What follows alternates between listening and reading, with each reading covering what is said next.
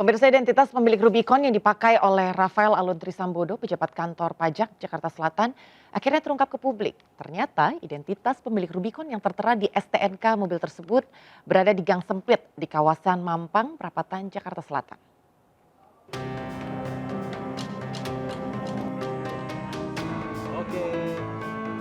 KPK menemukan identitas pemilik mobil Rubicon yang digunakan Mario, anak Rafael Alun Trisambodo. Surat-surat mobil Rubicon tersebut masih menggunakan identitas orang lain yang tinggal di kawasan Mampang Perapatan, Jakarta Selatan. Usai terbongkarnya identitas pemilik mobil tersebut, awak media langsung mendatangi alamat rumah yang tertera di dalam surat mobil tersebut di wilayah Mampang Perapatan. Ditemani Ketua RT 01 Kelurahan Mampang, Jakarta Selatan, melewati jalan sempit yang hanya mampu dilewati oleh kendaraan roda 2 ini. Akhirnya, alamat tersebut tertuju kepada satu rumah kontrakan. Diketahui STNK Rubicon tercatat atas nama Ahmad Saifuddin dan memang sempat berdomisili di rumah tersebut, namun telah meninggalkan kontrakan pada 2007 silam. Ketua RT 01 Kelurahan Mampang, Kamso Badrudin, meragukan pemberitaan atas kepemilikan kendaraan mewah tersebut. Pasalnya, keseharian Saifuddin beraktivitas hanya menggunakan kendaraan roda 2. Nggak neko-neko lah. Kalau sekarang ada berita kalau mempunyai mobil Rubicon ya dia aja motornya butut gitu loh. Gitu loh. Motornya apa, Pak? Nggak tahu, pokoknya motor butut jadi. Motor tua ya, Pak? Iya, motor tua, apalagi Rubicon ya nonsen lah itu caranya. Ya nggak tahu kalau memang KTP-nya identitas dia dipakai oleh pihak-pihak yang tidak bertanggung jawab gitu kan. Ya nggak tahu gitu. Sementara Harley Davidson yang digunakan Mario Dandi diketahui tidak memiliki surat-surat resmi.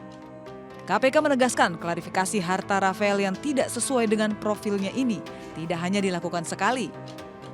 KPK akan terus menelusuri harta Rafael, terlebih jika ditemukan adanya transaksi mencurigakan.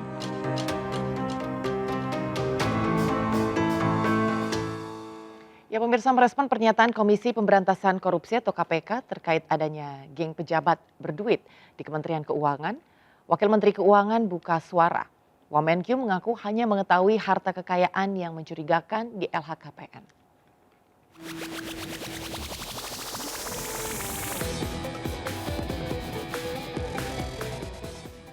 Isu adanya geng di Direktorat Jenderal Pajak Kementerian Keuangan mencuat dan menjadi sorotan masyarakat.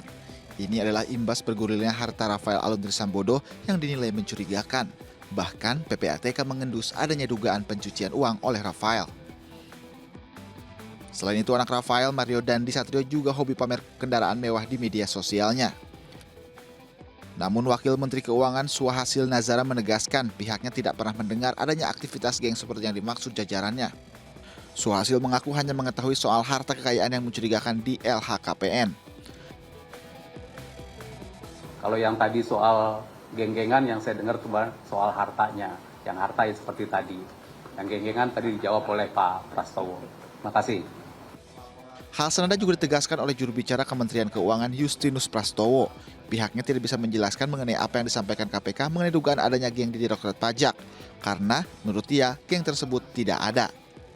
Sebelumnya KPK menduga adanya geng di pejabat Kementerian Keuangan. Namun menurut Pahala Nainggolan, geng yang dimaksud bukan seperti anak sekolah yang hobinya kumpul-kumpul. Sementara itu terkait adanya gaya hidup mewah pejabat pajak, Sri Mulyani meminta agar klub motor gede Blasting Radar di Direktorat Jenderal Pajak dibubarkan karena menimbulkan persepsi negatif dan mencederai kepercayaan masyarakat.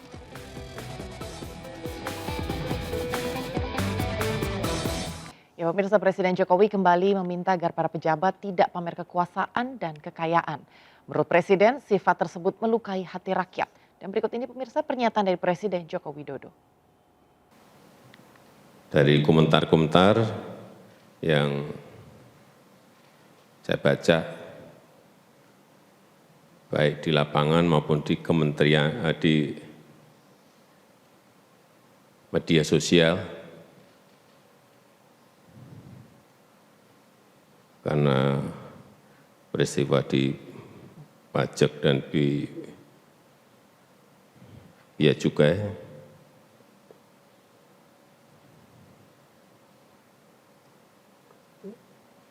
saya tahu betul mengikuti kekecewaan masyarakat terhadap aparat kita, aparat pemerintah. Dan hati-hati, tidak hanya urusan pajak dan bea cukai, ada kepolisian dan juga aparat hukum lainnya, terhadap birokrasi yang lainnya. Dan kalau seperti itu ya, kalau menurut saya ya, pantas rakyat kecewa.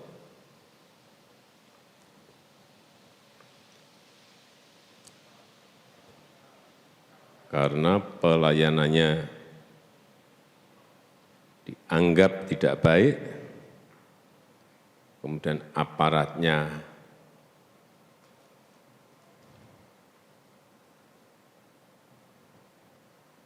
perilakunya jumawa dan pamer kuasa, kemudian pamer kekayaan,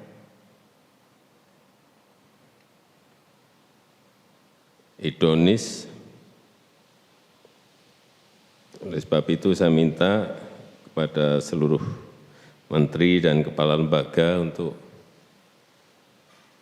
mendisiplinkan para di bawahnya, memberitahu apa-apa yang tidak boleh dilakukan dan apa yang boleh dilakukan.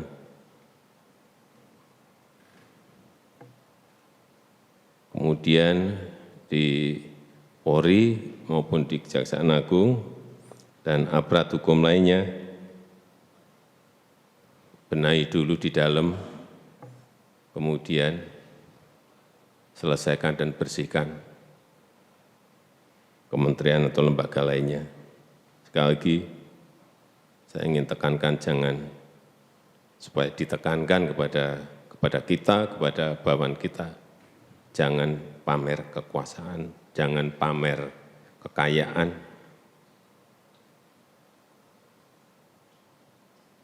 Apalagi sampai dipajang-pajang di IG, di media sosial, itu sebuah, kalau aparat birokrasi ya sangat tidak.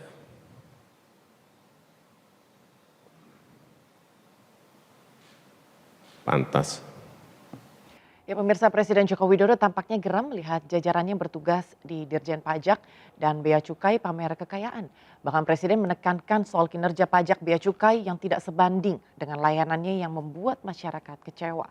Lalu seperti apa implementasi dari perintah Presiden, maksud kami, untuk mendisiplinkan para ASN yang gemar pamer harta? Saat ini pemirsa sudah bergabung bersama kami Wakil Kepala Komisi Aparatur Sipil Negara Tasdik Kinanto dan pegiat anti korupsi sekaligus Ketua Bidang Hukum dan HAM Partai Perindo Tama Langkun. Selamat sore Bapak-Bapak. Selamat sore. Baik, selamat sore Pak Tasdik dan juga Mas Tama.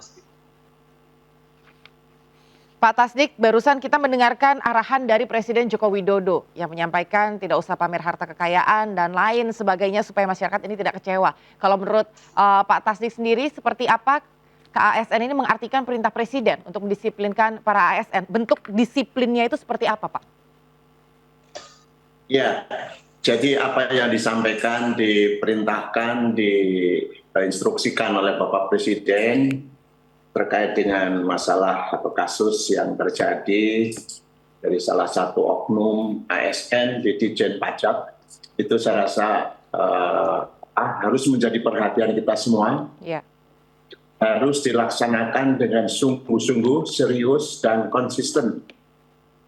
Bahwa apa yang dikatakan oleh Bapak Presiden sebenarnya di dalam aturan yang berlaku bagi seorang ASN itu sudah banyak diatur, sudah secara normatif, secara hukum, secara peraturan perundang-undangan sudah cukup diatur di berbagai peraturan, baik dari undang-undang, kemudian peraturan pemerintah, dan juga peraturan-peraturan yang lain.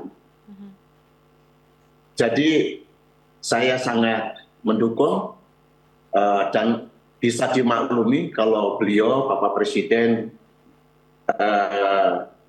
memerintahkan semacam itu. Karena ini akan membawa dampak yang sangat negatif terhadap reputasi dan citra pemerintah yang saat ini kita sedang berusaha sekuat tenaga melalui berbagai langkah reformasi birokrasi, tapi di tengah-tengah perjalanan ini kita sedang berusaha membangun birokrasi yang melayani, yang berintegritas, yang profesional, yang kompeten. Masih ada perilaku-perilaku ASN yang sangat mengecewakan masyarakat. Seperti yang tadi disampaikan, pamer kekayaan, pamer kekuasaan. Untuk saat ini perilaku-perilaku yang semacam itu sungguh menyakitkan masyarakat. Ya. Jadi sekali lagi apa yang disampaikan Bapak Presiden, saya sangat mendukung dan mohon untuk perhatian semua pihak, semua pimpinan instansi pemerintah untuk secara konsisten, serius memperhatikan dan melaksanakan apa yang menjadi keinginan Presiden, termasuk juga untuk melaksanakan secara konsisten segala peraturan perundang-undangan bagi ASN dalam rangka mewujudkan ASN yang profesional, berintegritas, melayani. Baik, Mas Tama, kalau dari Mas Tama sendiri, ini ada pernyataan dari Presiden dan tadi juga sudah disampaikan oleh Pak Kasdik bahwa menjaga etika begitu supaya tidak memamerkan kekuasaan dan kekayaan. Namun tolak ukurnya seperti apa Mas Tama? Apakah ini betul-betul harta kekayaan yang memang dipamerkan itu betul-betul harta karena hasil jerih lelahnya, atau mungkin ini sebetulnya adalah bawaan, katakanlah ini dari orang tua atau dari generasi sebelumnya. Ini tolak ukur pamer itu seperti apa Mas Tama? Ya, sebetulnya kan kalau bicara soal pamer itu kan akan bicara soal pandangan sosial ya, artinya pandangan masyarakat, mana yang dianggap berlebihan, mana yang dianggap tidak, itu kan ukurannya ada pada masyarakat. Nah, kalau saya kembali untuk menerjemahkan yang disampaikan, sebetulnya kan itu menjadi keresahan sejak lama, dan saya rasa itu pun juga sudah banyak dan kemudian berusaha untuk agar hal tersebut bisa. Nah, terkait dengan pamer harta, sebetulnya ini bisa menjadi untuk dilanjutkan dalam tindakan-tindakan lebih konkret. Yang pertama, tentu saja kita harus melihat bahwa terkait dengan lifestyle ini, itu kan sebetulnya pangkalnya bisa kelihatan dalam LHKPN-nya. Nah, ini yang sampai dengan saat ini mungkin untuk level kepatuhan beberapa lembaga negara, beberapa instansi sudah cukup baik. Namun isu selanjutnya adalah harus meningkat, tidak hanya patuh lapor, tapi apakah yang dilaporkan sesuai atau tidak, benar atau tidak. Nah, ini yang kemudian memang tahap selanjutnya adalah soal bagaimana lembaga negara yang punya tugas untuk verifikasi itu bisa lebih proaktif. Ada inspektorat di sana, ada KPK di sana, dan lain-lain. Tentu ini harus kolaborasi. Sisi yang lainnya adalah bagaimana kemudian meletakkan yang tadi wajib lapor LHKPN, yang nantinya juga sebetulnya bisa menjadi pengaman bagi lembaga negara, bahwa kalau ada yang bilang ini daerah yang ASN-nya basah dalam tanda kutip, yang pandangan masyarakat bisa macam-macam, tentu bisa diselamatkan kalau kemudian memang semua orang patuh terverifikasi dengan baik. Ini yang menurut saya ke depan juga bisa menjadi pengaman bagi ASN dan lembaga negara yang memang sudah capek-capek memulihkan reputasi, kerja dengan baik, itu gugur gara-gara ada oknum-oknum yang kemudian merusak hal ini. Demikian nanti. Iya, kalau dari KASN sendiri Pak Tasdik, sebetulnya ada nggak sih Pak do and don'ts-nya ketika ASN ini menjabat? Sedikit diulangi, Pak. Sebetulnya kalau misalnya dari KASN sendiri, ini kalau menurut Pak Tasdik sendiri sebenarnya ada nggak sih Pak do and don'ts atau yang boleh dan yang tidak boleh dilakukan oleh ASN sebetulnya ketika menjabat? Ya, seperti yang tadi saya sudah sampaikan di penjelasannya yang tadi, bahwa seorang ASN itu sejak dari awal dia ditetapkan sebagai PNS, itu sudah berbagai aturan perundangan itu sudah mengikat dia. Mulai dari awal dia diangkat menjadi PNS itu sudah dimulai dengan mengangkat sumpah dan janji. Yang di antara sumpah janjinya itu adalah menjaga, menjunjung tinggi kehormatan negara, pemerintah, dan martabat ASN, dan juga mentaati segala peraturan perundang-undangan. Nah, dan di dalam peraturan tentang disiplin PNS yang berisi tentang apa yang menjadi kewajiban dan larangan, itu juga sudah diatur secara jelas dan tegas apa yang harus dilakukan, wajib dilakukan. Di antaranya adalah tadi, di samping mentaati peraturan perundang-undangan, tapi juga di antaranya juga termasuk mewajib melaporkan harta kekayaannya yang dimiliki dengan pengertian dilaporkan secara benar, ya, secara benar. Jenisnya, perolehannya, dari mana, dia semuanya harus diberikan secara jelas dan tegas dan benar. Jadi oleh karena itulah maka laporan harta kekayaan yang selama ini menjadi kewajiban bagi setiap ASN memang ini perlu kita evaluasi. Jangan-jangan sampai laporan ini lama-lama menjadi laporan rutinitas yang sifatnya hanya formalistik, tetapi isinya nggak pernah dikaji, dievaluasi, ini benar atau tidak. Nah ini sebenarnya yang harus menjadi kita tanggung jawab. Jadi dengan adanya masalah ini memulai sungguh-sungguh kita benar-benar mengevaluasi laporan harta kekayaan ini setiap tahun bagi para ASN yang berkewajiban untuk diteliti kebenaran dan kejujurannya. Nah ini yang harus kita lakukan ke depan. Dan ketika ditemukan laporan-laporan yang mencurigakan, yang tidak layak, tidak sesuai dengan profil ASN itu, maka aparat pengawas internal atau pimpinan atasan langsungnya harus mengambil langkah-langkah, mengklarifikasi, menanyakan bagaimana dan dari mana ini. Harus begitu. Jadi harus punya komitmen yang tinggi terkait dengan masalah kebenaran dan kualitas laporan harta kekayaan. Kalau ini dilakukan, insya Allah ini satu langkah pencegahan yang sangat baik, ya, sehingga diharapkan ke depan hal-hal semacam ini itu bisa kita hilangkan. Setidak-tidaknya bisa dikurangi kasus-kasus semacam ini. Ini sangat mengecewakan masyarakat. Ini sangat juga disayangkan sebagai seorang ASN yang diharapkan mestinya memberikan contoh teladan yang sebaik-baiknya dengan perilaku yang tadi disampaikan oleh Bapak Presiden. Hindari jangan sampai memberikan kesan pamer kekuasaan, pamer kekayaan, terutama di dalam hal kita memberikan pelayanan. Sebab tugas ASN sebagai unsur aparatur negara ini adalah memberikan pelayanan yang terbaik, yang berkualitas kepada masyarakat. Dia juga harus menjaga martabat pemerintah, negara, dan juga martabat ASN sendiri. Kalau ASN perilakunya sudah seperti yang kasus ini, wadah, ini satu warning yang sangat bahaya bagi bisa membalikkan kepercayaan masyarakat kepada pemerintah. Apalagi pemerintah dimaksud adalah unsur pemerintah yang memang punya tugas fungsi yang sangat strategis terkait dengan penerimaan negara yang sangat penting, yang sangat